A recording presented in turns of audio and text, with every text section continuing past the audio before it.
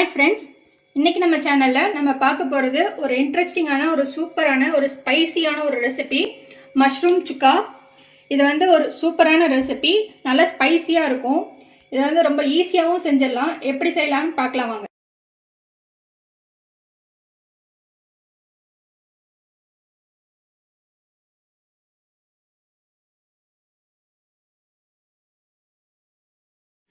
இப்போ இந்த மஷ்ரூம் சுக்கா பண்றதுக்கு நம்ம மண் சட்டியில தேவையான அளவுக்கு எண்ணெய் ஊற்றிக்கலாம்.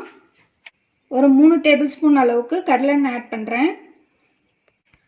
இப்போ எண்ணெய் சூடானதுக்கு அப்புறமா இதில் 1 டீஸ்பூன் அளவுக்கு சோம்பு ஆட் பண்ணிக்கலாம். சோம்பு பொரிய ஆரம்பிக்கும் போது பூண்டு ஒரு 10 to 12 பல் பூண்டு, கூடவே 30 சின்ன வெங்காயம் முழுசாகவே அப்படியே ஆட் பண்ணிக்கோங்க. ஒரு நிமிஷம் ஃப்ரை பண்ணிக்கோங்க. ஃப்ரை பண்ணிவிட்டு இதில் 2 பச்சை மிளகாய் கீரி ஆட் பண்ணிக்கலாம். ஒரு கொத்து கருவேப்பிலை இலை. இப்போ இதெல்லாமே நல்லா சேர்ந்து ஃப்ரை ஆகிடுச்சு.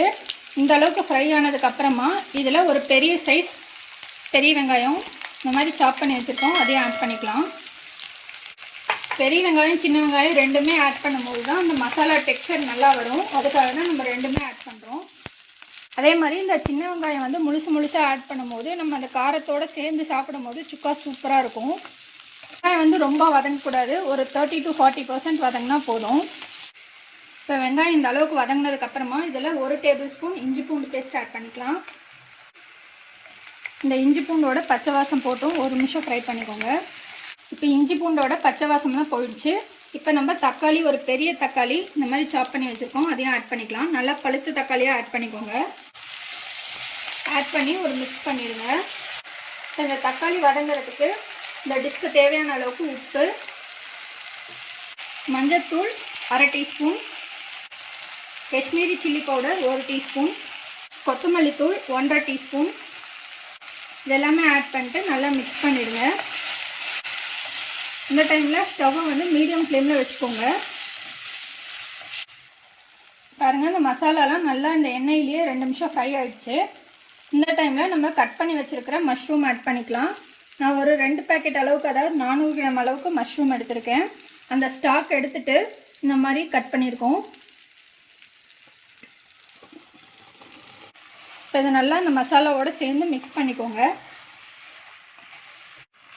இப்போ இதை நல்லா மிக்ஸ் பண்ணதுக்கப்புறமா இதில் ஒரு 3 டேபிள் ஸ்பூன் அளவுக்கு தண்ணி ஆட் பண்ணிக்கோங்க. கொஞ்சமாக கொத்தமல்லி தழை போட்டுக்கோங்க. இப்போ இது ஒரு மூடி போட்டு மூடி ஒரு 5 மினிட்ஸ் கொதிக்க நல்லா இந்த ரூம்லாம் வெந்து வந்துடும். பாருங்கள், ஒரு 5 மினிட்ஸ்க்கு அப்புறமா இந்த மாதிரி நல்லா தண்ணி விட்டுட்டு வந்துடுச்சு. இது இந்த மாதிரி ஓப்பன் பாட்லேயே இப்போ வச்சுட்டு கொஞ்சம் நல்லா ட்ரை ஆகட்டும். இந்த ட்ரை ஆகி வரதுக்கு ஒரு 5 மினிட்ஸ் ஆகும். இப்போ பாருங்கள், ஒரு 5 மினிட்ஸ் நல்லா மிக்ஸ் பண்ணதுக்கப்புறமா இந்த தண்ணியெலாம் நல்லா சுத்தமாக ட்ரை ஆகிடுச்சு. இந்த மாதிரி வந்ததுக்கப்புறமா நம்ம இதில் ஒரு 3/4 டீஸ்பூன் அளவுக்கு பெப்பர் பவுடர் ஆட் பண்ணிக்கலாம். கூடவே கொஞ்சமாக கொத்தமல்லி இலை ஆட் பண்ணி மிக்ஸ் பண்ணிக்கோங்க. அவ்வளோதான், மிக்ஸ் பண்ணியாச்சு.